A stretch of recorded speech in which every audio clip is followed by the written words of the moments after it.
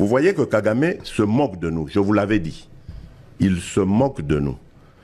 Maintenant, il faut qu'il y ait quelqu'un qui se lève pour l'arrêter, et moi, je suis ce quelqu'un-là. Je commence la guerre contre le Rwanda. Je vous le dis ici, beau de retenir en haut. Et je dis, nous avons aujourd'hui les capacités de mettre cet individu hors d'état de nuire. Ça, c'est pour la situation de l'Est. Parce qu'il en a fait trop. Nous allons faire la guerre au Rwanda et nous l'annexerons comme la 27e province de la République démocratique du Congo. Nous voulons rompre avec l'insécurité à l'est du pays.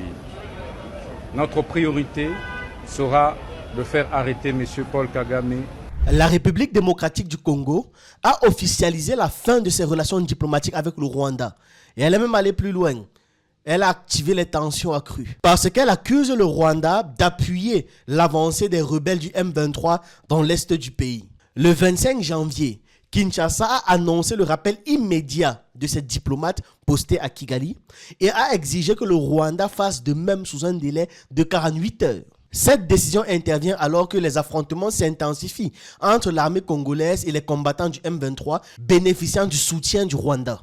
Dans un courrier adressé à l'ambassade rwandaise à Kinshasa, le ministère congolais des Affaires étrangères a notifié ce rappel et exigé que Kigali prenne acte de cette rupture en mettant fin à toute activité diplomatique et consulaire sur le territoire congolais dans le délai imparti. En réaction à ça, le Rwanda a annoncé avoir procédé à l'évacuation de son dernier représentant diplomatique encore en fonction à Kinshasa. D'ailleurs, juste après ça, l'ambassade rwandaise en RDC a été brûlée, de même que celui de la France et de la Belgique.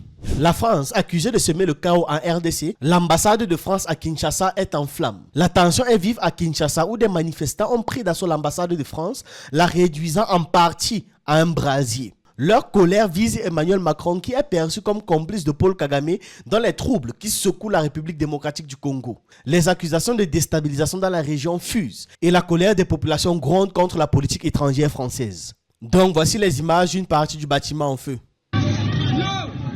Dites à Macron que ça n'est fini pour lui.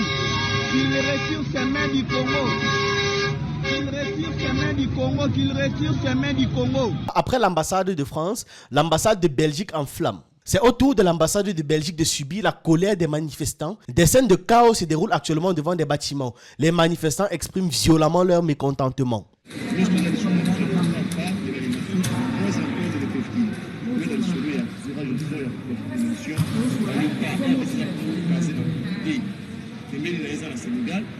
Et donc, dans la continuité, il est écrit: après les attaques contre l'ambassade de France et de Belgique, c'est au tour de la représentation diplomatique du Rwanda d'être la proie des flammes. Des individus en colère ont pris d'assaut le bâtiment, l'incendiant délibérément. Les manifestants visiblement déterminés semblent viser les pays occidentaux et leurs alliés, les accusant d'ingérence dans le conflit qui ravage l'Est de la République démocratique du Congo.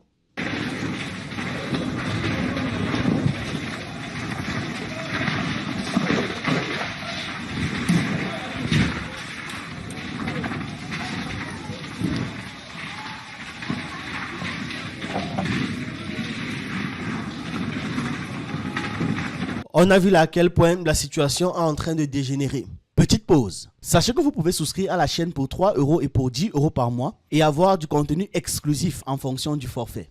Tous les membres qui ont payé un abonnement peuvent rejoindre le groupe Telegram où j'ai déjà partagé plus de 150 vidéos qui ne sont plus sur la chaîne. Et dans ce groupe, je partage régulièrement ce que je ne peux pas publier sur YouTube. Et pour ceux qui veulent apprendre, nous avons de nouvelles formations. En plus de celles qui vous apprend à faire une chaîne YouTube rentable, on a rajouté des formations en montage vidéo, en conception de miniatures et en écriture de vidéos.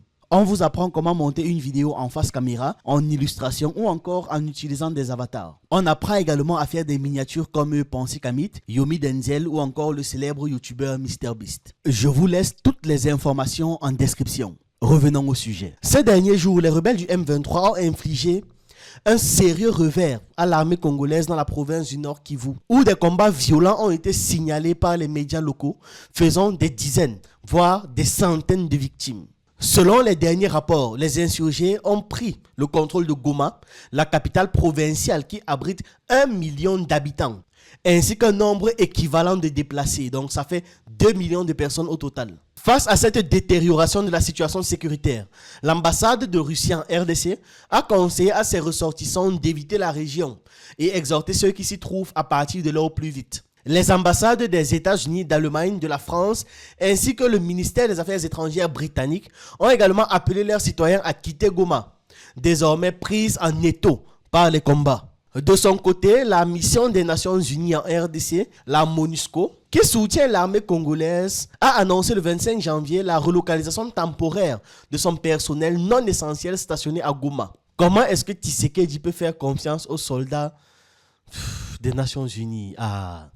Pourquoi est-ce qu'il leur fait confiance objectivement? D'ailleurs, ça fait des années que ces gars n'ont pas eu à faire de combats réels. Si ce ne sont des combats créés ou inventés par eux-mêmes toujours. Donc ça veut dire qu'ils sont même incapables en fait au combat réel. Et la preuve c'est que dès qu'il y a commencé à avoir des tensions, ils disent qu'ils ont réorganisé leur personnel. Immédiatement, c'est ça qu'ils ont fait. Et les raisons c'est quoi? Ils ont dit voilà, ce sont des mesures qui visent à assurer la sécurité des agents tout en maintenant les opérations indispensables sur le terrain. Qu'est-ce que ça signifie? C'est de la moquerie. Initialement prévue pour le 27 janvier. La réunion d'urgence du Conseil de sécurité de l'ONU sur la crise dans l'est de la RDC a été avancée le 26 janvier compte tenu de l'intensification des combats. Le président congolais Félix Tshisekedi avait déjà plaidé pour les sanctions internationales contre le Rwanda qu'il accuse d'apporter un soutien militaire au M23. Le 23 janvier, le secrétaire général de l'ONU, Antonio Guterres, a fermement condamné, comme d'habitude, la nouvelle offensive du groupe rebelle et exigé son retrait immédiat des zones conquises, en rappelant l'accord de cessez-le-feu, signé le 31 juillet 2024. Depuis le début de janvier, Bintou Keïta, envoyé spécial de l'ONU en RDC et chef de la MONUSCO, dénonçait déjà l'expansion territoriale du M23. Vous entendez depuis, il parle de dénoncer. Mais rien de concret n'est réellement fait. Absolument rien. Qu'est-ce qui va donc les empêcher d'avancer? Kémy Séba a eu des propos très sévères envers le président du Rwanda. Il dit « L'histoire te demandera des comptes, Kagame, criminel sanguinaire que tu es. Et je n'oublie pas non plus l'élite congolaise corrompue jusqu'à la moelle, trop occupée à se noyer dans l'ivresse du pouvoir et les détournements de fonds. Une civilisation n'est détruite de l'extérieur que si elle est rongée de l'intérieur. Dans cette affaire, on ne peut pas se contenter juste de dédouaner le gouvernement congolais parce qu'il y a un problème à toutes les échelles dans leur prise de parole, dans leur méthode, dans leur manière d'agir, dans la réponse qu'ils donnent. C'est problématique. Alors que l'armée congolaise tente de freiner la progression des rebelles, les initiatives diplomatiques, notamment le processus de Luanda, peinent à donner des résultats concrets en raison d'un manque de coopération du Rwanda. Accusé de fournir un appui logistique et militaire au M23, Kigali a refusé de participer à une rencontre tripartite le 15 décembre 2024 censée définir une feuille de route vers la paix. Les autorités congolaises reprochent au Rwanda d'armer et de déployer des troupes aux côtés du M23, tandis que Kigali rejette ces accusations, affirmant ne mener que des actions défensives et accusant à son tour Kinshasa de soutenir les rebelles des forces démocratiques de libération du Rwanda. Le même jeu de ping-pong que je disais que c'était chiant dans la dernière vidéo. Non, c'est vous qui faites, non, c'est vous qui faites, non, c'est vous qui faites, non, c'est vous qui faites. En attendant, ceux qui meurent, ce sont les populations. La RDC est confrontée depuis plusieurs années à l'insurrection du M23, formée en 2012 par d'anciens officiers ayant pris les armes contre le gouvernement central. Actif dans le Nord Kivu, ce mouvement est au cœur d'un conflit qui continue d'endeuiller le pays dans l'Est. Et jusqu'à présent, on n'entend rien de concret. On entend des dénonciations. On entend des dénonciations. Et c'est toujours la population qui en souffre. Sur un ton plus joyeux, nous avons le premier anniversaire du retrait de la CEDEAO. Qu'est-ce que la CEDEAO peut faire d'autre? Le pouvoir est au peuple, et non pas à un syndicat de chefs d'État pris en otage par les maîtres chanteurs occidentaux. Alors, on peut lire le communiqué de presse du retrait de l'AES de la CEDEAO. Le retrait du Burkina Faso, de la République du Mali et de la République du Niger de la CEDEAO prend effet à compter de ce jour, le 29 janvier 2025. Toutefois, dans l'esprit de solidarité régionale et dans l'intérêt supérieur des populations et conformément à la décision de la conférence des chefs d'État et de gouvernement de maintenir les portes de la CEDEAO ouvertes au dialogue, les autorités compétentes à l'intérieur et à l'extérieur de l'ensemble des États membres de la CEDEAO sont priées et tenues de veiller au respect des mesures ci-après. Et il y a 4 mesures, A, B, C et D. Alors, mesure A. Reconnaître jusqu'à nouvel ordre les passeports et cartes d'identité nationaux portant le logo de la CEDEAO détenus par les citoyens du Burkina Faso, de la République du Niger et de la République du Mali. Petit B. Continuer à accorder aux biens et aux services provenant des 3 pays concernés le traitement prévu par le schéma de libéralisation des échanges et la politique d'investissement de la CEDEAO. 3. Enfin, petit C. Permettre aux citoyens des pays concernés de continuer à jouir jusqu'à nouvel ordre du droit de circulation, de résidence et d'établissement sans visa conformément au protocole de la CEDEAO en la matière.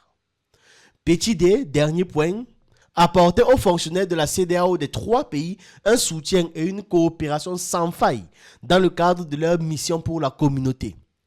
Ces dispositions restent en vigueur jusqu'à l'adoption par la conférence des chefs d'État et de gouvernement de la CEDEAO les modalités complètes de nos relations futures avec les 3 pays. La Commission a mis en place une structure pour faciliter les discussions sur les modalités avec chacun de ces 3 pays. Ce message est nécessaire pour éviter toute confusion et toute perturbation dans la vie et les affaires de nos populations pendant cette période de transition. Ça a été fait à Abuja et voici ça qui a été publié le 29 janvier 2025.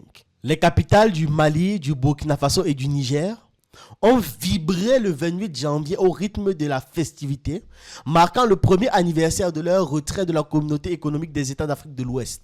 Regroupés au sein de l'Alliance des États du Sahel, les 3 pays ont organisé une série d'événements soulignant leur engagement à renforcer une coopération naissante. À Ouagadougou, par exemple, il y a eu une foule immense qui s'est réunie à la place de la nation. La cérémonie a notamment été marquée par la montée des drapeaux des 3 États membres de l'AES. En parallèle, des manifestants ont symbolisé la fin de la CEDEAO en brandissant un cercueil sous le slogan « Abat la CEDEAO, vive l'AES ». Pour rappel, le 28 janvier 2024, les dirigeants du Mali, du Burkina Faso et du Niger avaient officiellement annoncé leur retrait de la CEDEAO, dénonçant l'ingérence étrangère, l'absence de soutien dans la lutte contre le terrorisme et les sanctions imposées par l'organisation. On peut encore s'en rappeler, voici même la date, 28 janvier 2024. Chef d'État de la Haute-Volta, actuel Burkina Faso, du Mali et du Niger, créés avec 12 de leurs pairs, le 28 mai 1975 à Lagos, la Communauté économique des États de l'Afrique de l'Ouest, CEDEAO. Après 49 ans d'existence, les voyants peuples du Burkina, du Mali et du Niger constatent, avec beaucoup de regrets, d'amertume et une grande déception, que leur organisation s'est éloignée des idéaux de ses pères fondateurs et du panafricanisme. En outre, la CEDEAO, c'est l'influence de puissances étrangères. Trahissant ses principes fondateurs, est devenue une menace pour ses États membres et ses populations dont elle est censée assurer le bonheur. En effet, l'organisation n'a pas apporté assistance à nos États dans le cadre de notre lutte existentielle contre le terrorisme et l'insécurité. Pire, lorsque ces États ont décidé de prendre leur destin en main, elle a adopté une posture irrationnelle et inacceptable en imposant des sanctions illégitimes, illégales, inhumaines et irresponsables en violation de ses propres textes. Toutes choses qui ont davantage fragilisé les populations déjà meurtries par des années de violence imposées par des hordes terroristes instrumentalisées et téléguidées. Face à cette situation qui perdure, leurs excellences le capitaine Ibrahim Traoré, le colonel Assimi Goïta et le général de brigade Abdourahmane Tchani, respectivement chef d'État du Burkina Faso, de la République du Mali et de la République du Niger, prenant toutes leurs responsabilités devant l'histoire et répondant aux attentes, préoccupations et aspirations de leur population, décident en toute souveraineté du retrait sans délai du Burkina Faso, du Mali et du Niger de la communauté économique des États de l'Afrique de l'Ouest, fait à Ouagadougou, à Bamako et à Niamey, le 28 janvier 2024. Merci de votre très aimable attention. Cette annonce avait eu l'effet d'une explosion Si vous vous rappelez, il y avait eu un choc à tous les niveaux. Personne ne s'y attendait. Et c'est là où ils ont donc décidé de frapper fort. Avec un soutien massif et inconditionnel. Les gens étaient galvanisés. Allons-y. Le 6 juillet 2024, les trois États avaient maintenant consolidé leur alliance en fondant la Confédération de l'AES. Ce qui s'inscrivait dans la continuité du pacte de défense mutuelle qu'ils ont signé en septembre 2023. Et depuis le temps, leur gouvernement multiplie les initiatives pour pouvoir structurer ce nouvel ensemble régional. Bien qu'ils soient sortis de la CEDEAO, les États de l'AES ont récemment décidé d'abolir les visas pour les citoyens des pays de l'Afrique de l'Ouest, invoquant donc des liens sécuritaires entre les peuples d'Afrique et un esprit de fraternité et de solidarité. La Confédération des États du Sahel, AES, est un espace sans visa pour tout ressortissant des États membres de la Communauté économique des États de l'Afrique de l'Ouest, CEDEAO. 2. Les ressortissants de la CEDEAO ont le droit d'entrer, de circuler, de résider, de s'établir et de sortir sur le territoire des États membres de la Confédération des États du Sahel dans le respect des textes nationaux en vigueur. 3. Toutefois, les États membres de la Confédération des États du Sahel se réservent le droit, conformément à leurs lois et règlements, de refuser l'entrée sur leur territoire à tout ressortissant de la CEDEAO, entrant dans la catégorie des immigrants inadmissibles. 4.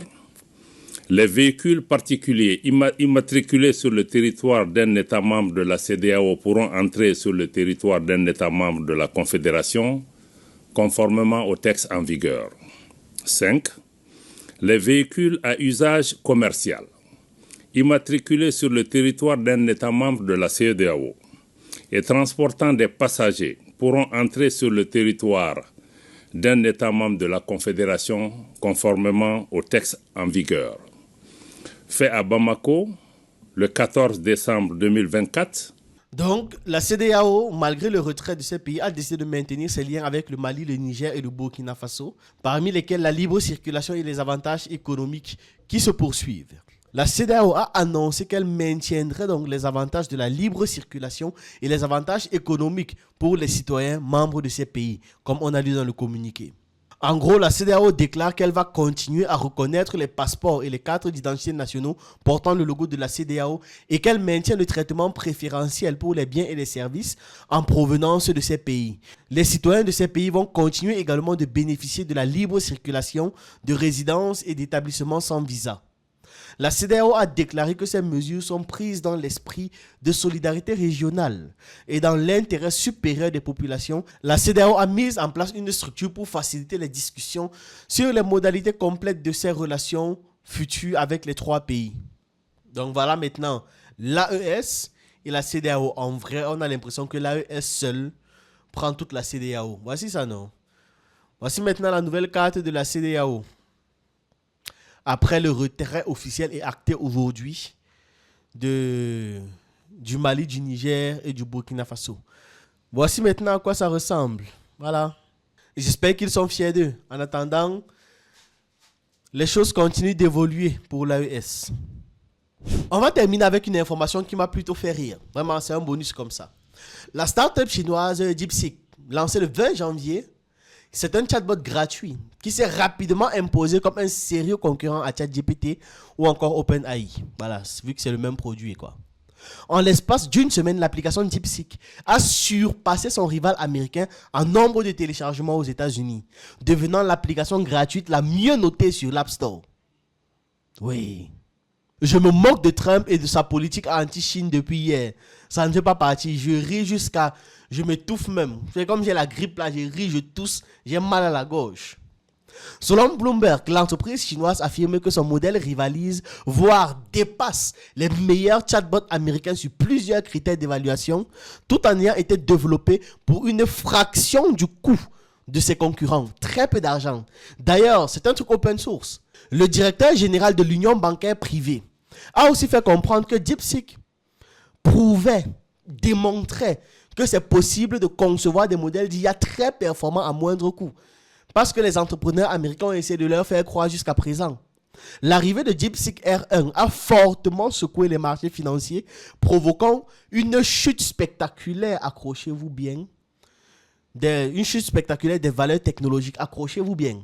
Donc, les entreprises Nvidia, leader américain en semi-conducteurs, perçu comme un remplaçant à la concurrence chinoise, a perdu 600 milliards de dollars en capitalisation boursière en une seule séance. C'est-à-dire une baisse record de 17%, du jamais vu. Figurez-vous que c'est la pire perte en une journée de toute l'histoire de Wall Street. Dire que ça fait des mois que je voulais acheter les actions Nvidia pour les revendre. Voilà ça maintenant que ça endème. Tout ça à cause du capuchon de bouteille que j'utilise. Je ne peux rien faire avec hors du pays. D'autres géants cotés au Nasdaq 100 et au S&P ont également subi des pertes importantes.